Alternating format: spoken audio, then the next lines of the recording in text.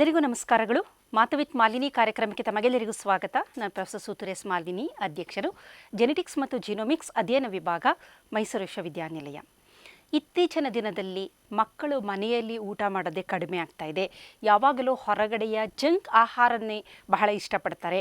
ಅದರಲ್ಲೂ ಯಾವುದೇ ಒಂದು ಕಾರ್ಯಕ್ರಮ ಅಂತಂದರೂ, ಉದಾಹರಣೆಗೆ ಬರ್ತ್ಡೇ ಆಗಿರ್ಬೋದು, ಬೇರೆ ಬೇರೆ ಥರದ ಸೆಲೆಬ್ರೇಷನ್ಸ್ ಅಂದಾಗ ಮಕ್ಕಳು ಹೊರಗಡೆ ಹೋಗೋಣ, ಅಲ್ಲಿ ತಿನ್ನೋಣ ಅಂತ ಅಂತಾರೆ. ಅದರಲ್ಲೂ ಪ್ರಮುಖವಾಗಿ ಅವರು ಇಷ್ಟಪಡುವಂಥದ್ದು ಪಿಜ್ಜಾ ಮತ್ತು ಬರ್ಗರ್, ಈ ಥರದ ಜಂಕ್ ಆಹಾರಗಳನ್ನು ಹೆಚ್ಚು ಸೇವನೆಗೆ ಅವರು ಆಸೆ ಪಡ್ತಾರೆ. ಮತ್ತು ಇದಕ್ಕೆ ಒಂದು ಸಲ ಅವರು ಅಡಿಕ್ಟ್ ಆದಾಗ ಮನೆಯ ಆಹಾರ ಅವರಿಗೆ ಇಷ್ಟ ಆಗೋದಿಲ್ಲ, ಮನೆಯ ಆಹಾರ ಬೇಡ ಅಂತಂತಾರೆ. ಹಾಗಾದರೆ ಈ ಮತ್ತು ಪಿಜ್ಜಾ, ಈ ಬರ್ಗರ್ ಇವುಗಳ ಸೇವನೆ ನಮ್ಮ ದೇಹದಲ್ಲಿ ಯಾವ ರೀತಿಯ ಬದಲಾವಣೆ ಉಂಟು ಮಾಡುತ್ತೆ, ಅದರಿಂದ ಮಕ್ಕಳು ಏನಕ್ಕೆ ಇದಕ್ಕೆ ಅಡಿಕ್ಟ್ ಆಗ್ತಾರೆ? ಮಕ್ಕಳು ಮಾತ್ರ ಅಲ್ಲ, ಯುವ ಜನತೆ ಎನ್ಬೋದು, ಜೆನ್ ಝಿಗಳು ಏನಿದ್ದಾರೆ ಅವರು ಹೆಚ್ಚು ಈ ಥರದ ಆಹಾರವನ್ನೇ ಇಷ್ಟಪಡ್ತಾರೆ. ಇವೆಲ್ಲ ಹೈ ಕ್ಯಾಲೋರಿ ಡಯೆಟ್ ಮತ್ತು ಪ್ರೋಸೆಸ್ಡು, ಇದರಲ್ಲಿ ಅತಿ ಹೆಚ್ಚಿನ ಕಾರ್ಬೋಹೈಡ್ರೇಟ್ ಇರುತ್ತೆ, ಮತ್ತು ಇದರಲ್ಲಿ ಚೀಸ್ ಜಾಸ್ತಿ ಹಾಕಿರ್ತಾರೆ, ಸಕ್ಕರೆ ಇರುತ್ತೆ, ಉಪ್ಪಿರುತ್ತೆ, ಸ್ಪೈಸಸ್ ಇರುತ್ತೆ. ಇದು ನಾಲಿಗೆಗೆ ತುಂಬ ರುಚಿ. ಹಾಗಾದರೆ ಇದರ ವೈಜ್ಞಾನಿಕತೆ ಏನು ಅಂತ ನಾವು ನೋಡೋದಾದರೆ, ಪಿಜ್ಜಾ ಅಥವಾ ಬರ್ಗರ್ ಅಥವಾ ಯಾವುದೇ ರೀತಿ ಈ ಥರದ ಆಹಾರದ ಸೇವನೆ ಇದೆಯಲ್ಲ, ಇದು ಪ್ರಮುಖವಾಗಿ ಎರಡು ಪ್ರಕ್ರಿಯೆಗಳ ಮೇಲೆ ನಿಂತಿದೆ. ಒಂದು ಹಸಿವು, ಇನ್ನೊಂದು ತೃಪ್ತಿ. ಈ ಹಸಿವನ್ನು ಉಂಟು ಮಾಡುವ ಹಾರ್ಮೋನು ಗ್ರೆಲಿನ್ ಹಾರ್ಮೋನು, ತೃಪ್ತಿಯನ್ನು ನೀಡುವ ಹಾರ್ಮೋನು ಲೆಪ್ಟಿನ್ ಹಾರ್ಮೋನು. ಅಂದರೆ ಈ ಪ್ರಕ್ರಿಯೆ ಪಿಜ್ಜಾ ಅಥವಾ ಬರ್ಗರ್ ತಿನ್ನುವುದು ಕೇವಲ ನಾಲಿಗೆಯ ರುಚಿಗೆ ಮಾತ್ರ ಅಲ್ಲ, ಇದರ ಹಿಂದೆ ಮೆದುಳು, ಹಾರ್ಮೋನು, ನಮ್ಮ ಗಟ್ ಮೈಕ್ರೋಬಯೋಮ್ ಆಗಿರಬಹುದು, ಈ ರೀತಿ ನಾನಾ ರೀತಿಯ ಸಂಪರ್ಕ ವಾಹಕಗಳು, ಟ್ರಾನ್ಸ್ಮಿಟರ್ಸ್ಗಳು, ಇವುಗಳಲ್ಲಿ ಉಂಟಾಗುವ ಬದಲಾವಣೆಯಿಂದಾಗಿಯೇ ಈ ಪಿಜ್ಜಾ ಬರ್ಗರ್ ಎಡಿಕ್ಷನ್, ಅದನ್ನು ತಿನ್ನಬೇಕು ಅನ್ನುವ ಒಂದು ಆಸೆ ಮಕ್ಕಳಿಗೆ ಅಥವಾ ಯುವಜನತೆಗೆ ಬರುತ್ತೆ ಅಂತ ಹೇಳ್ಬೋದು. ಹಾಗಾದರೆ ಇದರ ವೈಜ್ಞಾನಿಕತೆಯನ್ನು ನಾವು ನೋಡೋದಾದರೆ, ಮೊದಲಿಗೆ ಎರಡು ಹಾರ್ಮೋನ್ಗಳು ಗ್ರೆಲಿನ್ ಮತ್ತು ಲೆಪ್ಟಿನ್, ಇವುಗಳ ಬಗ್ಗೆ ಸ್ವಲ್ಪ ಮಾಹಿತಿಯನ್ನು ತಿಳ್ಕೊಳ್ಳೋಣ. ಗ್ರೆಲಿನ್ ಎನ್ನುವ ಹಾರ್ಮೋನು ಹಸಿವನ್ನು ಉಂಟು ಮಾಡುವಂಥ ಹಾರ್ಮೋನು.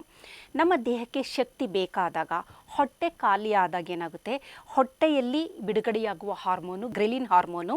ಈ ಗ್ರೆಲಿನ್ ಹಾರ್ಮೋನ್ ಏನು ಮಾಡುತ್ತೆ, ಹೊಟ್ಟೆ ಖಾಲಿಯಾದಂಥ ಸಂದರ್ಭದಲ್ಲಿ ಅದನ್ನು ಸೆನ್ಸ್ ಮಾಡಿ ನಮ್ಮ ಮೆದುಳಿಗೆ ಒಂದು ಸಂದೇಶವನ್ನು ಕಳಿಸುತ್ತೆ. ಹೊಟ್ಟೆ ಖಾಲಿಯಾಗಿದೆ, ಈಗ ನೀನು ಆಹಾರ ಸೇವನೆ ಮಾಡಬೇಕು ಎನ್ನುವ ಒಂದು ಸಂದೇಶವನ್ನು ಕಳಿಸುತ್ತೆ. ಹಸಿವಾಗಿರುತ್ತೆ. ಆವಾಗೇನಾಗುತ್ತೆ ಅಂದರೆ, ನಮ್ಮ ಮೆದುಳಿನಲ್ಲಿ ಒಂದು ಪಾತ್ವೇ ಇದೆ, ಅದು ಒಂದು ಅಡಿಕ್ಟ್ ಪಾತ್ವೇ, ಅದು ಸಾಮಾನ್ಯವಾಗಿ ಆ್ಯಕ್ಟಿವೇಟ್ ಆಗಿಬಿಡುತ್ತೆ ಹಸಿವಾದಾಗ. ಸಾಮಾನ್ಯವಾಗಿ ಯಾವ ಥರದ ಆಹಾರವನ್ನು, ಈ ರಿವಾರ್ಡಿಂಗ್ ಪಾತ್ವೇ ಅಂತ ಅನ್ಬೋದು ಅದನ್ನು ನಾವು. ಈ ರಿವಾರ್ಡಿಂಗ್ ಪಾತ್ವೇ ಸಾಮಾನ್ಯವಾಗಿ ಕೆಲವೊಂದು ಆಹಾರವನ್ನು ಹೆಚ್ಚು ಅದರ ಕಡೆಗೆ ಆಕರ್ಷಣೀಯ ಆಗುತ್ತೆ. ಉದಾಹರಣೆಗೆ ಹೇಳಬೇಕು ಅಂದರೆ ಬಣ್ಣಗಳಿಂದ ಆಕರ್ಷಣೆ ಅಥವಾ ಸುವಾಸನೆಯಿಂದ ಆಗ್ಬೋದು. ಈ ಉದಾಹರಣೆಗೆ ಹೇಳಬೇಕು ಅಂದರೆ ಪಿಜ್ಜಾ ಅಥವಾ ಬರ್ಗರ್, ಅದರ ಸ್ವಾದಿಷ್ಟತೆ ಮೊದಲೇ ಮೆದುಳಿಗೆ ಅರಿವಿರುತ್ತೆ. ಹಾಗಾಗಿ ಹೊಟ್ಟೆ ಬೇರೆ ಖಾಲಿಯಾಗಿದೆ, ಸೆನ್ಸ್ ಆಗ್ತಾ ಇದೆ ಏನಾದರೂ ತಿನ್ನಬೇಕು ಅಂತ. ಆ ಸಂದರ್ಭದಲ್ಲಿ ಈ ಥರದ ಆಹಾರನ ನಮ್ಮ ಮನಸ್ಸು ಬಯಸ್ತಾ ಬರುತ್ತೆ. ಮೆಲ್ಟೆಡ್ ಚೀಸ್ ಬಗ್ಗೆ, ನಾವು ಮೆಲ್ಟ್ ಆಗಿರೋ ಚೀಸ್ನ ತಿಂತಿರ್ತೀವಿ ಆಲ್ರೆಡಿ, ಪಿಜ್ಜಾ ಬರ್ಗರ್ನ. ಅದರ ಜೊತೆಗೆ ಆ ಕ್ರಿಸ್ಪಿ ಆಗಿರೋಂಥದ್ದು, ಹೆಚ್ಚು ಫ್ಯಾಟ್ ಇರೋಂಥದ್ದು, ಹೆಚ್ಚು ಸಕ್ಕರೆ ಇರೋಂಥದ್ದು, ಹೆಚ್ಚು ಕಾರ್ಬೋಹೈಡ್ರೇಟ್, ಇವೆಲ್ಲ ಏನಾಗುತ್ತೆ ಅಂದರೆ ನಮ್ಮ ಮೆದುಳಿಗೆ ಒಂಥರ ಅದು ರಿವಾರ್ಡಿಂಗ್ ಆಗಿರೋದ್ರಿಂದ ಅದನ್ನು ತಿನ್ನಬೇಕು. ಈಗ ಎರಡು ಥರದ ಆಹಾರ ಇದೆ ಅಂತ ಇಟ್ಕೊಳ್ಳೋಣ. ಒಂದು ಕಡೆ ಈ ಥರದ ಪಿಜ್ಜಾ ಬರ್ಗರ್ ಥರದ ಆಹಾರ, ಮತ್ತೊಂದೆಡೆ ಅನ್ನ ಸಾಂಬಾರು, ಆ ಥರದ ಒಂದು ಸಿಂಪಲ್ ಆಗಿರುವ ಫುಡ್ ಅಂತ ಅಂದ್ಕೊಂಡ್ರೆ, ಸಿವಾದಾಗ ನಮ್ಮ ಮೆದುಳು ರಿವಾರ್ಡಿಂಗ್ ಸಿಸ್ಟಮ್ ಏನು ಮಾಡುತ್ತೆ, ಈ ಥರದ ಆಹಾರಕ್ಕೆ, ಅದರಲ್ಲಿ ಜಂಕ್ ಆಹಾರ, ನಾಲಿಗೆಗೆ ರುಚಿ ಕೊಡುವ ಆಹಾರದ ಕಡೆಗೆ ಒಲವನ್ನು ತೋರಿಸುತ್ತೆ. ಹಾಗಾಗಿ ಗ್ರೆಲಿನ್ ನಮ್ಮ ಹೊಟ್ಟೆಯಲ್ಲಿ ಬಿಡುಗಡೆಯಾಗುವುದು, ಅದು ಹಸಿವಾದಾಗ ಉಂಟಾಗುತ್ತೆ, ಅದು ಮೆದುಳಿಗೆ ಸಂದೇಶವನ್ನು ಕಳಿಸುತ್ತೆ. ಮೆದುಳು ಏನು ಮಾಡುತ್ತೆ, ಈ ಥರದ ಆಹಾರವನ್ನು ಸೇವನೆ ಮಾಡಬೇಕು ಅನ್ನುವ ಒಂದು ಬಯಕೆಯನ್ನು ಉಂಟು ಮಾಡುತ್ತೆ. ನಂತರ ಪಿಜ್ಜಾ ಮತ್ತು ಬರ್ಗರ್ ಏನಾಗಿದೆ ಅಂದರೆ, ಇದರಲ್ಲಿ ಹೆಚ್ಚು ಸಂಸ್ಕರಿಸಿದ ಕಾರ್ಬೋಹೈಡ್ರೇಟ್ ಇದೆ, ಪ್ರೋಟೀನ್ ಇದೆ, ಕೊಬ್ಬಿದೆ, ಮತ್ತು ಇದು ಒಂಥರ ಮೆಲ್ಟೆಡ್ ಚೀಸ್ ಏನಿದೆ, ಇಂಥದ್ದೆಲ್ಲ ಇರೋದ್ರಿಂದ ಏನಾಗುತ್ತೆ, ಇದು ಒಂದು ಸಲ ನಾವು ಸೇವನೆ ಮಾಡಿದಾಗ ನಮ್ಮ ಡೋಪಮೈನ್ನ ರಿಲೀಸ್ ಮಾಡುತ್ತೆ. ಒಂದು ಸಲ ಡೋಪಮೈನ್ ರಿಲೀಸ್ ಆದ ನಂತರ ಏನಾಗುತ್ತೆ, ಹೊಟ್ಟೆ ತುಂಬಿದರೂ ಸಹ ಈ ಥರದ ಅನುಭವ ಬೇಕು, ಹೆಚ್ಚು ಡೋಪಮೈನ್ ಬೇಕು ಅಂತ ನಮ್ಮ ದೇಹ ಬಯಸೋದ್ರಿಂದ ಒಂದು ಪಿಜ್ಜಾ ತಿಂದಮೇಲೆ ಅಯ್ಯೋ ಇನ್ನೊಂದು ತಿನ್ನೋಣ, ತುಂಬ ಚೆನ್ನಾಗಿದೆಯಲ್ಲ ಅನ್ನುವ ಆಸೆ ಬರುತ್ತೆ. ಇವತ್ತಿನ ದಿನ ತಿಂದಿದ್ದೀವಿ ಅಂದಾಗ ಇದನ್ನು ನೆನೆಸ್ಕೊಂಡು ನಾಳೆ ದಿನ ಪುನಃ ಹಸಿವಾದಾಗ ಪಿಜ್ಜಾ ತುಂಬ ಚೆನ್ನಾಗಿದೆ ಆಯಿತು ಅದನ್ನು ತಿನ್ನೋಣ, ಬರ್ಗರ್ ತಿನ್ನೋಣ ಅನ್ನುವ ಒಂದು ಮನಸ್ಥಿತಿ ನಮಗೆ ಉಂಟಾಗುತ್ತೆ. ಇದೆಲ್ಲ ನಮ್ಮ ಮೆದುಳಿನಲ್ಲಿ ನಡೆಯುವ ಕ್ರಿಯೆ ಅಂತ ಹೇಳ್ಬೋದು. ಇದು ನಮಗೆ ಗೊತ್ತಾಗೋದಿಲ್ಲ, ಜನಸಾಮಾನ್ಯರಿಗೆ ಇದರ ಅರಿವು ಇಲ್ಲದೇ ಇರುವ ಕಾರಣ ಪದೇ ಪದೇ ಈ ಥರದ ಒಂದು ಜಂಕ್ ಆಹಾರ ಅಂತ ನಾವೇನು ಹೇಳ್ತೀವಿ ಅದಕ್ಕೆ ಅವರು ಹೆಚ್ಚು ಹೆಚ್ಚು ಅಡಿಕ್ಟ್ ಆಗುವುದನ್ನು ನಾವು ನೋಡ್ತೀವಿ. ಇನ್ನು ಲೆಪ್ಟಿನ್ ಎನ್ನುವ ಒಂದು ಹಾರ್ಮೋನ್ ಏನಿದೆ ಅದು ತೃಪ್ತಿಯನ್ನು ನೀಡುವಂತಹ ಹಾರ್ಮೋನು. ಲೆಪ್ಟಿನ್ ಬಿಡುಗಡೆಯಾಗುವುದು ನಮ್ಮ ಎಡಿಪೋಸೈಟ್ಸ್ಗಳು ಅಥವಾ ಕೊಬ್ಬಿನ ಜೀವಕೋಶಗಳಲ್ಲಿ ಅಂತ ಹೇಳಬಹುದು. ಈ ಕೊಬ್ಬಿನ ಜೀವಕೋಶಗಳು ಲೆಪ್ಟಿನ್ ಎನ್ನುವ ಹಾರ್ಮೋನನ್ನು ಬಿಡುಗಡೆ ಮಾಡುತ್ತೆ. ಲೆಪ್ಟಿನ್ ಜಾಸ್ತಿ ಆದಾಗ ಇದೇನಾಗುತ್ತೆ, ಒಂಥರ ಸ್ಯಾಟಿಟಿ ಅಥವಾ ಸಂತೃಪ್ತಿಯನ್ನು ನೀಡುವಂತಹದ್ದು, ಅಪಟೈಟನ್ನು ಕಮ್ಮಿ ಮಾಡಿಬಿಡುತ್ತೆ, ಹಸಿವನ್ನು ಕಮ್ಮಿ ಮಾಡ್ತಾ ಬರುತ್ತೆ. ಏಕೆಂದರೆ ಆಲ್ರೆಡಿ ಹೊಟ್ಟೆ ತುಂಬಿರೋದ್ರಿಂದ ಇದು ಅತೃಪ್ತಿಯನ್ನು ನೀಡುತ್ತೆ. ಆದರೆ ನಾವು ಯಾವಾಗ ಜಂಕ್ ಆಹಾರದ ಸೇವನೆಯನ್ನು ಪದೇ ಪದೇ ಮಾಡ್ತಾ ಇರ್ತೀವಿ, ನಮ್ಮ ರಿವಾರ್ಡಿಂಗ್ ಸಿಸ್ಟಮ್ನ ನಾವು ಆ್ಯಕ್ಟಿವೇಟ್ ಮಾಡ್ತಾ ಇದ್ದೀವಿ. ಹಾಗಾಗಿ ಏನಾಗುತ್ತೆ, ಲೆಪ್ಟಿನ್ ರೆಸಿಸ್ಟೆನ್ಸ್ ಎನ್ನುವ ಒಂದು ಪ್ರಕ್ರಿಯೆಗೆ ನಾವು ಒಳಗಾಗ್ತೀವಿ. ಲೆಪ್ಟಿನ್ ರೆಸಿಸ್ಟೆನ್ಸು ಆಗಬಾರ್ದು. ಅದು ಆದರೆ ಏನಾಗುತ್ತೆ, ನಮ್ಮ ಹೊಟ್ಟೆ ತುಂಬಿರುತ್ತೆ, ಆದರೆ ತೃಪ್ತಿ ಇರೋದಿಲ್ಲ. ಇನ್ನು ನಮಗೆ ನಮ್ಮ ದೇಹಕ್ಕೆ ಎಷ್ಟು ಬೇಕೋ ಆಹಾರ ಸೇವನೆ ಮಾಡಿಬಿಟ್ಟಿದ್ದೀವಿ ನಾವು, ಆದರೂ ಸಹ ನಮ್ಮ ಮೆದುಳಿನಲ್ಲಿ ಲೆಪ್ಟಿನ್ನಲ್ಲಿ ರೆಸಿಸ್ಟೆನ್ಸು ಡೆವಲಪ್ ಆಗಿರೋದ್ರಿಂದ, ಆ ಸೆನ್ಸಿಟಿವಿಟಿ ಇಲ್ಲದೇ ಇರೋದ್ರಿಂದ ಅದೇನು ಮಾಡುತ್ತೆ, ಹೊಟ್ಟೆ ಭರ್ತಿಯಾಗಿದ್ದರೂ ತೃಪ್ತಿ ನೀಡೋದಿಲ್ಲ. ನಾವೇನು ಮಾಡ್ತೀವಿ, ಇವಾಗ ಇನ್ನೂ ಹೆಚ್ಚು ಹೆಚ್ಚು ಆಹಾರವನ್ನು ಸೇವನೆ ಮಾಡ್ತಾ ಹೋಗ್ತೀವಿ. ಇದರಿಂದ ಲೆಪ್ಟಿನ್ ರೆಸಿಸ್ಟೆನ್ಸು ಜಾಸ್ತಿ ಆಯಿತು, ಇನ್ಸುಲಿನ್ ರೆಸಿಸ್ಟೆನ್ಸು ಜಾಸ್ತಿ ಆಯಿತು. ಇದೆಲ್ಲ ಆದಾಗ ಏನಾಗುತ್ತೆ ಅಂದರೆ ನಮ್ಮ ದೇಹದಲ್ಲಿ ಇನ್ಫ್ಲಮೇಟರಿ ಪಾತ್ವೆಗಳು ಜಾಸ್ತಿ ಆಗುತ್ತೆ. ಏಕೆ ಅಂತಂದರೆ ಅತಿ ಹೆಚ್ಚು ಆಹಾರ ಸೇವನೆ ಮಾಡಿದ್ದೀವಿ, ಅದರಲ್ಲೂ ಜಂಕ್ ಆಹಾರ ಸೇವನೆ ಮಾಡಿದ್ದೀವಿ. ಹಾಗಾಗಿ ದೇಹದ ಒಳಗಡೆ ನಮಗೆ ಅರಿವಿಲ್ಲದಂತೆ ಇನ್ಫ್ಲಮೇಟರಿ ಪಾತ್ವೆ ಜಾಗೃತ ಆಗ್ತಾ ಇದೆ. ಅದು ಜಾಗೃತ ಆದರೆ ದೇಹಕ್ಕೆ ತೊಂದರೆ ಉಂಟಾಗುತ್ತೆ. ಇದರ ಜೊತೆಗೆ ಇನ್ಸುಲಿನ್ ರೆಸಿಸ್ಟೆನ್ಸು ಜಾಸ್ತಿ ಆಗ್ತಾ ಇದೆ. ಜೊತೆಯಲ್ಲಿ ನಮ್ಮ ದೇಹದಲ್ಲಿ ವಿಷಗಳು ಬಿಡುಗಡೆಯಾಗುವುದು ಸಹ ಜಾಸ್ತಿ ಆಗ್ತಾ ಬರುತ್ತೆ. ಹಾಗಾಗಿ ಈ ಲೆಪ್ಟಿನ್ ಮತ್ತು ಗ್ರೆಲಿನ್ ಇವುಗಳ ಒಂದು ಸಂಬಂಧ ಏನಿದೆ, ಹಸಿವನ್ನು ನೀಡುವಂತಹದ್ದು, ಕೊಡುವಂತಹದ್ದು ಗ್ರೆಲಿನ್, ಹಸಿ ಉಂಟು ಮಾಡೋದು, ಹೊಟ್ಟೆಯಲ್ಲಿ ಬಿಡುಗಡೆಯಾಗುವಂತಹ ಹಾರ್ಮೋನು. ಲೆಪ್ಟಿನ್ ತೃಪ್ತಿಯನ್ನು ನೀಡುವಂಥ ಹಾರ್ಮೋನು, ಇದು ಅಡಿಪೋಸೈಟ್ಗಳಿಂದ ಬಿಡುಗಡೆಯಾಗುತ್ತೆ. ಇವೆರಡರ ಒಂದು ಬ್ಯಾಲೆನ್ಸ್ ಏನಿದೆ ಅದು ಸರಿಯಾದ ಕ್ರಮದಲ್ಲಿ ನಡೆದಾಗ ಮಾತ್ರ ನಮ್ಮ ಆರೋಗ್ಯ ಚೆನ್ನಾಗಿರುತ್ತೆ. ಮತ್ತು ಮಾನವನ ವಿಕಾಸ ಅಂತ ನಾವು ನೋಡಿದಾಗ, ಮಾನವನ ವಿಕಾಸದಲ್ಲಿ ಅವನೇನು ಮಾಡ್ತಾ ಇದ್ದ ಅಂದರೆ ಯಾವಾಗಲೂ ಡೆನ್ಸ್ ಫುಡ್ ಅಥವಾ ತುಂಬ ಹೈ ಕ್ಯಾಲರಿ ಡಯೆಟ್ ಏನಿದೆ ಅದನ್ನು ಯಾವಾಗಲೂ ಇಷ್ಟಪಡ್ತಾ ಇದ್ದ. ಕಾರಣ ಏನಂತಂದರೆ ಬಹಳಷ್ಟು ದಿನ ಆತನಿಗೆ ಆಹಾರ ಸಿಗ್ತಾ ಇರಲಿಲ್ಲ ಕಾಡಿನಲ್ಲಿದ್ದಾಗ. ಯಾವಾಗ ಹೆಚ್ಚು ಶಕ್ತಿ ಅಥವಾ ಕೊಬ್ಬಿನಿಂದ ಕೂಡಿದ ಆಹಾರ ಸಿಕ್ಕುತ್ತೆ ಅದನ್ನು ಹೆಚ್ಚು ಸೇವಿಸುವುದು ಅವನ ವಾಡಿಕೆಯಾಗಿತ್ತು. ಹಾಗಾಗಿ ಆ ಒಂದು ನೆಟ್ವರ್ಕ್ ಈಗಲೂ ಹಾಗೆ ಇರೋದ್ರಿಂದ ಈ ಥರದ ಜಂಕ್ ಆಹಾರ ನೋಡಿದಾಗ ಅದನ್ನು ಹೆಚ್ಚು ಸೇವನೆ ಮಾಡುವ ಒಂದು ಹಂಬಲ ಮನುಷ್ಯನಿಗೆ ಉಂಟಾಗುತ್ತೆ. ಇದರಿಂದ ಏನಾಗುತ್ತೆ ಅಂದರೆ ನಂತರದ ದಿನದಲ್ಲಿ ಒಬಿಸಿಟಿ ಉಂಟಾಗುತ್ತೆ. ಮೆಟಬಾಲಿಕ್ ಡಿಸಾರ್ಡರ್ಸ್ಗಳಂತ ನಾವೇನು ಕರಿತೀವಿ, ಮಧುಮೇಹ ಆಗ್ಬೋದು, ಒಬಿಸಿಟಿ ಆಗ್ಬೋದು, ಹಾರ್ಮೋನಲ್ ವೇರಿಯೇಷನ್ಗಳಾಗ್ಬೋದು, ಜೊತೆಯಲ್ಲಿ ಫ್ಯಾಟಿ ಲಿವರ್ ಸಿಂಡ್ರೋಮ್ ಅಂತ ಏನು ಕರಿತೀವಿ ಅದು ಕೊಬ್ಬು ಜಾಸ್ತಿ ಆಗ್ತಾ ಬರುತ್ತೆ. ಈ ರೀತಿ ಈ ಒಂದು ಪಿಜ್ಜಾ ಅಥವಾ ಬರ್ಗರ್ ತಿಂದಾಗ ನಮ್ಮ ದೇಹದಲ್ಲಿ ಉಂಟಾಗುವಂತಹ ನಾನಾ ರೀತಿಯ ಬದಲಾವಣೆಗಳು ಅಂತ ಹೇಳ್ಬೋದು. ಪಿಜ್ಜಾ ಮತ್ತು ಬರ್ಗರ್ ಇವುಗಳನ್ನು ತಿಂದಾಗ ಏನಾಗುತ್ತೆ ಅಂದರೆ ಬಹಳ ಬೇಗ ಹಸಿ ಉಂಟಾಗುತ್ತೆ. ಕಾರಣ ಇದರಲ್ಲಿ ಫೈಬರ್ಸ್ ಏನೂ ಇರೋದಿಲ್ಲ, ನಾರಿನಾಂಶ ಏನೂ ಇರೋದಿಲ್ಲ, ಬರೀ ಒಂದು ಚೀಸ್ ಜಾಸ್ತಿ ಇರೋಂಥದ್ದು, ಹೈ ಕ್ಯಾಲೋರಿ ಇರೋಂಥದ್ದು. ಹಾಗಾಗಿ ಏನಾಗುತ್ತೆ, ಇದನ್ನು ತಿಂದಾಗ ಬೇಗ ಅದು ಡೈಜೆಸ್ಟ್ ಆಗೋದ್ರಿಂದ ಪುನಃ ನಮ್ಮ ಹೊಟ್ಟೆಯಲ್ಲಿ ಗ್ರೆಲಿನ್ ಹಾರ್ಮೋನು ಬಿಡುಗಡೆಯಾಗುತ್ತೆ. ಹೊಟ್ಟೆ ಖಾಲಿಯಾಗಿದೆ ಅಂತ ಅದು ತೋರಿಸುತ್ತೆ. ಮತ್ತು ಪುನಃ ನಮಗೆ ಹಸಿವನ್ನು ಉಂಟು ಮಾಡುತ್ತೆ. ಹಸಿವು ಉಂಟಾದ ತಕ್ಷಣ ಪುನಃ ನಾವು ಆಹಾರವನ್ನು ಸೇವನೆ ಮಾಡ್ತೀವಿ.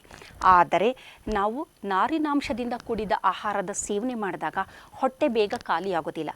ಕಾರಣ ಈ ಒಂದು ಜೀರ್ಣಾಂಗ ಕ್ರಿಯೆ ನಿಧಾನವಾಗಿ ನಡೆಯುತ್ತೆ. ಉದಾಹರಣೆಗೆ ಕೆಲವೊಂದು ಫೈಬರಸ್ ಡಯೆಟ್ ಅಂತ ಅನ್ಬೋದು, ಸೊಪ್ಪು ತರಕಾರಿಗಳು ಇಂಥದ್ದೆಲ್ಲ ಸೇವನೆ ಮಾಡಿದಾಗ ಹೊಟ್ಟೆ ತುಂಬಿದ ಅನುಭವ ಇರುತ್ತೆ. ಹೊಟ್ಟೆ ತುಂಬಿದಾಗ ಏನಾಗುತ್ತೆ, ಆ ತುಂಬಿದ ಅನುಭವ ಇದ್ದಾಗ ಗ್ರೆಲಿನ್ ಬಿಡುಗಡೆ ಆಗೋದಿಲ್ಲ, ಗ್ರೆಲಿನ್ ಕಡಿಮೆ ಇರುತ್ತೆ, ಹೊಟ್ಟೆ ಹಸಿವು ಉಂಟಾಗೋದಿಲ್ಲ.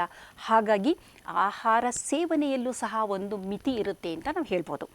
ಈಗ ಈ ಲೆಪ್ಟಿನ್ ಮತ್ತು ಗ್ರೆಲಿನ್ ಇವುಗಳ ಮಾಲಿಕ್ಯುಲರ್ ಮೆಕ್ಯಾನಿಸಮ್ ಯಾವ ರೀತಿ ನಡೆಯುತ್ತೆ ಅಂತ ನಾವು ನೋಡೋದಾದರೆ, ಗ್ರೆಲಿನ್ ನಮಗೆ ಈಗ ಹೊಟ್ಟೆ ಖಾಲಿಯಾಗಿದೆ, ಹಸಿವಾಗ್ತಾ ಇದೆ, ಹಸಿವನ್ನು ಉಂಟು ಮಾಡುವುದು ಗ್ರೆಲಿನ್ ಹಾರ್ಮೋನು, ಇದು ಬಿಡುಗಡೆ ಆಗ್ತಾ ಇದೆ ಹೊಟ್ಟೆಯಲ್ಲಿ. ಬಿಡುಗಡೆಯಾದ ಗ್ರೆಲಿನ್ ಏನು ಮಾಡುತ್ತೆ ಅಂದರೆ ನಮ್ಮ ಮೆದುಳಿಗೆ ಹೋಗುತ್ತೆ. ಮೆದುಳಿನಲ್ಲಿ ಕೆಲವೊಂದು ರೆಸೆಪ್ಟಾರ್ಗಳಿದೆ. ಅದನ್ನು ನಾವು ಗ್ರೋತ್ ಹಾರ್ಮೋನ್ ರಿಲೇಟೆಡ್ ಒಂದು ರೆಸೆಪ್ಟಾರ್ ಇದೆ, ಅದರ ಜೊತೆಗೆ ಹೋಗಿ ಬೈಂಡ್ ಆಗುತ್ತೆ. ಬೈಂಡ್ ಆದ ನಂತರ ಮೆದುಳಿಗೆ ಹೋದಂಥ ಈ ಗ್ರೆಲಿನ್ ಅಲ್ಲಿ ರೆಸೆಪ್ಟಾರ್ಗಳ ಜೊತೆಗೆ ಬೈಂಡ್ ಆಗುತ್ತೆ. NPY ಪಾತ್ವೆ ಅಂತ ಒಂದು ಪಾತ್ವೆ ಆ ಜೀನ್ನ ಆ್ಯಕ್ಟಿವೇಟ್ ಮಾಡುತ್ತೆ. ಅದು ಹಸಿವನ್ನು ಹೆಚ್ಚು ಉಂಟು ಮಾಡ್ತಾ ಬರುತ್ತೆ. ಆವಾಗ ನಮಗೆ ಏನಾದರೂ ತಿನ್ನಬೇಕು ಎನ್ನುವ ಒಂದು ಬಯಕೆ ಉಂಟಾಗುತ್ತೆ. ಇಂಥ ಸಂದರ್ಭದಲ್ಲಿ ನಾವು ಏನು ಮಾಡಬೇಕು ಅಂದರೆ ಹೆಚ್ಚು ನಾರಿನಾಂಶದಿಂದ ಕೂಡಿದ ಆಹಾರವನ್ನು ಸೇವನೆ ಮಾಡಿದಾಗ ಹಸಿವು ಕಡಿಮೆ ಆಗ್ತಾ ಬರುತ್ತೆ ಮತ್ತು ಹೊಟ್ಟೆ ಬೇಗ ಒಂದು ತೃಪ್ತಿ ಅಂತ ನಮಗೆ ಸಿಕ್ಕುತ್ತೆ. ಅದಕ್ಕೋಸ್ಕರ ನೋಡಿ ಮೈಂಡ್ಫುಲ್ ಈಟಿಂಗ್ ಅಂತ ಅಂತೀವಿ. ಮೈಂಡ್ಫುಲ್ ಈಟಿಂಗಲ್ಲಿ ನಾವು ಯಾವುದೇ ಒಂದು ಟಿ ವಿನೇ ನೋಡೋದೇ ಆಗಲಿ, ಮೊಬೈಲ್ ನೋಡೋದೇ ಆಗಲಿ, ಯಾವುದೂ ಮಾಡದೆ ಆಹಾರದ ಕಡೆ ಗಮನವಿಟ್ಟು ಆಹಾರವನ್ನು ಸೇವನೆ ಮಾಡಿದಾಗ ಸ್ವಲ್ಪ ಆಹಾರ ಸೇವನೆ ಮಾಡಿದ್ರೂ ನಮಗೆ ಅದರಿಂದ ಒಂಥರ ತೃಪ್ತಿ ಸಿಕ್ಕುತ್ತೆ. ಕಾರಣ ಏನಂದರೆ ನಾವು ಆಹಾರದ ಕಡೆ ಗಮನ ಇಟ್ಟಿರ್ತೀವಿ, ಅದರ ರುಚಿ ನೋಡ್ತಾ ಇದ್ದೀವಿ, ಅದರ ಸುವಾಸನೆ ಅನುಭವಿಸ್ತಾ ಇದ್ದೀವಿ. ನಾಲಿಗೆಯಲ್ಲಿರುವ ಪ್ರತಿಯೊಂದು ಜೀವಕೋಶಗಳು, ಈ ರೆಸೆಪ್ಟಾರ್ಸ್ಗಳೇನಿದೆ, ಅದು ಆಹಾರದಲ್ಲಿರುವ ಸ್ವಾದವನ್ನು ಅದು ಅನುಭವಿಸ್ತಾ ಇರೋದ್ರಿಂದ ಸ್ವಲ್ಪ ಆಹಾರ ಸೇವನೆ ಮಾಡಿದ್ರೂ ತೃಪ್ತಿ ಸಿಗುತ್ತೆ ನಮಗೆ. ಏಕೆಂದರೆ ಲೆಪ್ಟಿನ್ನು ಸರಿಯಾದ ಪ್ರಮಾಣದಲ್ಲಿ ಅಲ್ಲಿ ಬಿಡುಗಡೆಯಾಗಿರುತ್ತೆ, ಅದು ತೃಪ್ತಿಯನ್ನು ನೀಡುವಂತಹದ್ದು. ಇನ್ನು ಲೆಪ್ಟಿನ್ ಹಾರ್ಮೋನ್ ಯಾವ ರೀತಿ ಬಿಡುಗಡೆಯಾಗುತ್ತೆ ಅಂತ ನಾವು ನೋಡೋದಾದರೆ ಫ್ಯಾಟ್ ಜೀವಕೋಶಗಳಿಂದ ಅದು ಬಿಡುಗಡೆಯಾಗುತ್ತೆ. ಯಾವಾಗ ಹೊಟ್ಟೆ ತುಂಬುತ್ತೆ ನಮಗೆ, ನಮ್ಮ ದೇಹಕ್ಕೆ ಸಂಪೂರ್ಣ ಪ್ರಮಾಣದ ಶಕ್ತಿ ಸಿಕ್ಕುತ್ತೆ, MTOR ಪಾತ್ವೆ ಅಥವಾ PGC ಆಲ್ಫಾ ಅಂತ ಒಂದು ಹೇಳ್ತೀವಿ, ಅದು ಆ ಜೀನ್ ಆ್ಯಕ್ಟಿವೇಟ್ ಆಗುತ್ತೆ ಪಾತ್ವೆ. ಆಗ MTOR ಪಾತ್ವೆಯನ್ನು ಸಹ ಆ್ಯಕ್ಟಿವೇಟ್ ಆಗುತ್ತೆ. ಮೆಕ್ಯಾನಿಸ್ಟಿಕ್ ಟಾರ್ಗೆಟ್ ಆಫ್ ರ್ಯಾಪೋಮೈಸಿನ್ ಅಂತ, ಎನರ್ಜಿ ಸಾಕಷ್ಟಿದೆ ದೇಹದಲ್ಲಿ ಅಂತ ಅದು ಸೂಚನೆ ಕೊಡುತ್ತೆ. ಅದು ಸೂಚನೆ ಕೊಟ್ಟ ತಕ್ಷಣ ಲೆಪ್ಟಿನ್ ಜಾಸ್ತಿ ಆಗುತ್ತೆ. ಲೆಪ್ಟಿನ್ ಏನು ಮಾಡುತ್ತೆ, ತೃಪ್ತಿಯನ್ನು ನೀಡುತ್ತೆ. ಓಹೋ, ಹೊಟ್ಟೆ ತುಂಬಿದೆ, ಸಾಕು, ಇನ್ನು ಆಹಾರ ಸೇವನೆ ಮಾಡಬೇಡ ಅನ್ನುವುದ ಸಿಗ್ನಲ್ ಅದು ಯಾವಾಗ ಕೊಡುತ್ತೆ ಅಂದರೆ ಬಿಡುಗಡೆಯಾದ ನಮ್ಮ ಒಂದು ಎಡಿಪೋಸೈಟ್ಗಳಿಂದ ಬಿಡುಗಡೆಯಾದ ಲೆಪ್ಟಿನ್ ಏನು ಮಾಡುತ್ತೆ, ಮೆದುಳಿಗೆ ಹೋಗುತ್ತೆ. ಮೆದುಳಿನಲ್ಲಿ ಹೋಗಿ ಅಲ್ಲಿ ಕೆಲವೊಂದು ರೆಸೆಪ್ಟಾರ್ಗಳ ಮೇಲೆ ಅದು ಬೈಂಡ್ ಆಗೋದ್ರಿಂದ ಕೆಲವು ಜೀನ್ಸ್ಗಳನ್ನು ಅದು ಆ್ಯಕ್ಟಿವೇಟ್ ಮಾಡುತ್ತೆ. SOCSO3 ಅನ್ನುವ ಒಂದು ಜೀನ್ ಅದನ್ನು ಆ್ಯಕ್ಟಿವೇಟ್ ಮಾಡುತ್ತೆ. ಈ ಆ್ಯಕ್ಟಿವೇಟ್ ಆದ ಜೀನು ಪ್ರೋಟೀನನ್ನು ಬಿಡುಗಡೆ ಮಾಡುತ್ತೆ. ಇದರ ಕೆಲಸ ಏನು ಅಂತ ಅಂದರೆ ತೃಪ್ತಿಯನ್ನು ನೀಡುವಂತಹದ್ದು, ಹಸಿವಾಗದೇ ಇರುವ ಹಾಗೆ ನೋಡಿಕೊಳ್ಳುವುದು, ಹೊಟ್ಟೆ ತುಂಬಿದ ಅನುಭವವನ್ನು ನೀಡುವಂತಹದ್ದು. ಹಾಗಾಗಿ ಹೊಟ್ಟೆ ತುಂಬಿದ ಅನುಭವ ನಮಗೆಲ್ಲ ಆಗುತ್ತೆ. ಆ ಸಂದರ್ಭದಲ್ಲಿ ನಾವು ಆಹಾರ ಸೇವನೆಯನ್ನು ನಿಲ್ಲಿಸ್ತೀವಿ. ಅದಕ್ಕೋಸ್ಕರನೇ ಪಿಜ್ಜಾ, ಬರ್ಗರ್ ಈ ಥರದ ಜಂಕ್ ಆಹಾರ ಸೇವನೆ ನಾವು ಮಾಡಿದಾಗ ಏನಾಗುತ್ತೆ ಅಂದರೆ ಬೇಗ ಹಸಿವಾಗುತ್ತೆ, ತೃಪ್ತಿ ಸಿಕ್ಕೋದಿಲ್ಲ. ನೀವು ತಿಂತಾನೆ ಇರ್ತೀರ, ರುಚಿ ಇರೋದ್ರಿಂದ ಹೊಟ್ಟೆ ತುಂಬಿರುತ್ತೆ. ಆದರೆ ಮೈಂಡಲ್ಲಿ ರಿವಾರ್ಡಿಂಗ್ ಸಿಸ್ಟಮ್ ಏನಿರುತ್ತೆ ಅದು ಇನ್ನೂ ಬೇಕು ಅನ್ನುವ ಒಂದು ರೀತಿ ನಮ್ಮನ್ನು ಪ್ರಚೋದಿಸುವುದರಿಂದ ಏನಾಗುತ್ತೆ ಅಂದರೆ ನಾವು ಹೆಚ್ಚು ಆಹಾರ ಸೇವನೆ ಮಾಡ್ತೀವಿ. ಈಗ ಈ ಕುರುಕುಗಳು ಅಂತ ನಾವು ಹೇಳ್ಬೋದು, ಮಂಚಿಂಗ್ ಮಾಡೋದು ಅಂತ. ಮಂಚಿಂಗಲ್ಲಿ ಉದಾಹರಣೆಗೆ ಹೇಳಬೇಕು ಅಂದರೆ ಕಡಲೆಕಾಯಿ ಬೀಜನ ನಾವು ಉದಾಹರಣೆ ತಗೊಂಡ್ರೆ ತಿಂತಾನೇ ಇರಬೇಕು ಅಂತ ಅನಿಸ್ತಿರುತ್ತೆ. ಅದೇ ಥರ ಕೆಲವೊಂದು ಆಹಾರಗಳು ಒಂದು ಸ್ವಲ್ಪ ತಿಂದರೆ ಇನ್ನೂ ಬೇಕು ಎನ್ನುವ ಒಂದು ಮನೋಭಾವನೆ ಬರುತ್ತೆ. ಕಾರಣ ರಿವಾರ್ಡಿಂಗ್ ಸಿಸ್ಟಮ್ ಅದು ಆ್ಯಕ್ಟಿವೇಟ್ ಆದಾಗ ಏನಾಗುತ್ತೆ, ಇನ್ನೂ ಬೇಕು ಅನ್ನುವ ಒಂದು ಹಂಬಲವನ್ನು ಉಂಟು ಮಾಡುತ್ತೆ. ಏಕೆಂದರೆ ಡೋಪಮೈನ್ ರಿಲೀಸ್ ಆಗ್ತಾ ಇದೆ ಅದು ತಿಂದಾಗ. ಅವಾಗ ಏನಾಗುತ್ತೆ, ತುಂಬ ಚೆನ್ನಾಗಿದೆ, ಇನ್ನೊಂದು ಸ್ವಲ್ಪ ತಿನ್ನೋಣ, ಆಗ ಪುನಃ ಇನ್ನೊಂದು ಸ್ವಲ್ಪ ಡೋಪಮೈನ್ ರಿಲೀಸ್ ಆಗುತ್ತೆ. ಆ ರೀತಿಯಾಗಿ ನಮ್ಮ ದೇಹಕ್ಕೆ ಎಷ್ಟು ಶಕ್ತಿ ಅವಶ್ಯಕತೆ ಇದೆಯೋ ಅದಕ್ಕಿಂತ ಹೆಚ್ಚು ಕೊಬ್ಬು ದೇಹದ ಶೇಖರಣೆ ಆಗೋದ್ರಿಂದ ಮುಂದಿನ ದಿನದಲ್ಲಿ ಇದರಿಂದ ಬೊಜ್ಜುತನ ಖಂಡಿತ ಅಂತಲೇ ಹೇಳ್ಬೋದು. ಕಾರಣ ಜಂಕ್ ಆಹಾರ ಸೇವನೆಯಿಂದಾಗಿ ಇತ್ತೀಚಿನ ದಿನದಲ್ಲಿ ಮಕ್ಕಳಲ್ಲೇ ಬೊಜ್ಜುತನ ಬರ್ತಾ ಇದೆ. ಹಿಂದೆಲ್ಲ 50 ವರ್ಷ ಕಳೆದ ನಂತರ, 45-50 ವರ್ಷ ಕಳೆದ ನಂತರ ಈ ಮೆನೋಪಾಸಲ್ ಅಂದರೆ ಅವರ ಒಂದು ಋತುಚಕ್ರ ಏನಿದೆ ಅದು ನಿಂತು ಹೋಗುವ ಹಂತದಲ್ಲಿ ಮಹಿಳೆಯರ ಒಂದು ದೇಹ ಸ್ಥಿತಿಯಲ್ಲಿ ಬದಲಾವಣೆಗಳಾಗ್ತಾ ಇತ್ತು, ವೆಯ್ಟ್ ಗೇನ್ ಆಗ್ತಾ ಇತ್ತು. ಆದರೆ ಇಂದಿನ ಪರಿಸ್ಥಿತಿಯಲ್ಲಿ ಸಣ್ಣ ಮಕ್ಕಳಲ್ಲೇ ಒಬಿಸಿಟಿ ಅಥವಾ ಬೊಜ್ಜುತನವನ್ನು ನಾವು ನೋಡ್ತಾ ಇದ್ದೀವಿ. ಕಾರಣ ಅವರ ಲೆಪ್ಟಿನ್ ಮತ್ತು ಗ್ರೆಲಿನ್ ಹಾರ್ಮೋನಿನ ಬ್ಯಾಲೆನ್ಸ್ ಸರಿಯಾಗ್ತಾ ಇಲ್ಲ. ಲೆಪ್ಟಿನ್ ಹಾರ್ಮೋನ್ ಏನಿದೆ, ಆ ಲೆಪ್ಟಿನ್ ಹಾರ್ಮೋನಿನಿಂದ ಅದು ತೃಪ್ತಿಯನ್ನು ನೀಡಬೇಕಾಗಿರೋದು ಅದು ತೃಪ್ತಿಯನ್ನು ನೀಡ್ತಾ ಇಲ್ಲ. ಕಾರಣ ರೆಸಿಸ್ಟೆನ್ಸ್ ಡೆವಲಪ್ ಆಗ್ತಿದೆ. ಹಾಗಾಗಿ ನಾವು ಈ ಜಂಕ್ ಆಹಾರ ಸೇವನೆಗೆ ಮೊದಲು ಯೋಚನೆ ಮಾಡಬೇಕು. ನಾವು ಎಷ್ಟು ತಿನ್ನಬೇಕು, ಯಾವಾಗ ತಿನ್ನಬೇಕು. ಅಪರೂಪಕ್ಕೊಮ್ಮೆ ತಿಂದರೆ ಪರವಾಗಿಲ್ಲ, ಆದರೆ ಯಾವಾಗಲೂ ಅದನ್ನು ನಾವು ತಿಂತಾ ಬಂದರೆ ಏನಾಗುತ್ತೆ ಅಂದರೆ ರಿವಾರ್ಡಿಂಗ್ ಸಿಸ್ಟಮ್ ಆ್ಯಕ್ಟಿವೇಟ್ ಆಗಿ ಎಡಿಕ್ಷನ್ ನಮಗೆ ಉಂಟಾಗೋದ್ರಿಂದ ಪದೇ ಪದೇ ಅದನ್ನು ತಿನ್ನಬೇಕು ಎನ್ನುವ ಹಂಬಲ ಹೆಚ್ಚಾಗುತ್ತೆ. ಇದರಿಂದ ಮುಂದಿನ ದಿನದಲ್ಲಿ ನಾನಾ ರೀತಿಯ ಮೆಟಬಾಲಿಕ್ ಸಿಂಡ್ರೋಮ್ಸ್ ಅಂತ ನಾವೇನು ಕರಿತೀವಿ, ಹಾರ್ಮೋನ್ ಇಂಬ್ಯಾಲೆನ್ಸ್ ಆಗ್ಬೋದು. ಇದರಿಂದ ಬಂಜೆತನ ಬರ್ಬೋದು, PCOD ಬರ್ಬೋದು, ಮಧುಮೇಹ, ಬೊಜ್ಜುತನ, ಥೈರಾಯ್ಡ್ ತೊಂದರೆಗಳು, ರಕ್ತದೊತ್ತಡ ಹೆಚ್ಚಾಗಬಹುದು. ಜೊತೆಯಲ್ಲಿ ಹೃದಯಕ್ಕೆ ಸಂಬಂಧಿಸಿದಂಥ ಕಾಯಿಲೆ, ಲಿವರ್ ಸಿರೋಸಿಸ್, ಈ ರೀತಿಯ ನಾನಾ ರೀತಿಯ ತೊಂದರೆಗಳನ್ನು ಅನುಭವಿಸುವಂಥ ಒಂದು ಪ್ರಸಂಗ ಬರುವ ಸಾಧ್ಯತೆ ಇರೋದರಿಂದ ಆದಷ್ಟು ಆಹಾರ ಸೇವನೆಯಲ್ಲಿ ಮಿತಿ ಇರಲಿ. ನಾವು ಸಮತೋಲನದ ಆಹಾರವನ್ನು ಸೇವನೆ ಮಾಡೋಣ. ಆದಷ್ಟು ನಮ್ಮ ಆಹಾರದಲ್ಲಿ ಹಣ್ಣು, ಸೊಪ್ಪು, ತರಕಾರಿಗಳು ಮತ್ತು ಕಾಳುಗಳು, ಮೊಳಕೆ ಕಾಳುಗಳು ಈ ಥರದನ್ನು ನಾವು ಹೆಚ್ಚು ಸೇವನೆ ಮಾಡ್ತಾ ಬಂದರೆ ಈ ಜಂಕ್ ಆಹಾರ ಏನಿದೆ, ಜಂಕ್ ಅಂದರೆ ಅದರಲ್ಲಿ ಏನೂ ಇಲ್ಲ ಅಂತಲೇ ಅರ್ಥ, ವೇಸ್ಟ್ ಅಂಥ ಒಂದು ಆಹಾರವನ್ನು ಅಂದರೆ ಏನು ನ್ಯೂಟ್ರಿಷನ್ ಅನ್ನುವುದು ಪೋಷಕಾಂಶಗಳೇ ಇಲ್ಲದ ಆಹಾರವೇ ಜಂಕ್ ಆಹಾರ. ಹಾಗಾಗಿ ಪೋಷಕಾಂಶವೇ ಇಲ್ಲದ ಜಂಕ್ ಆಹಾರವನ್ನು ದೂರ ಮಾಡಿ ಪೋಷಕಾಂಶ ಇರುವ ಆಹಾರವನ್ನು ಸೇವನೆ ಮಾಡ್ತಾ ಬರೋಣ. ನಮಸ್ಕಾರ.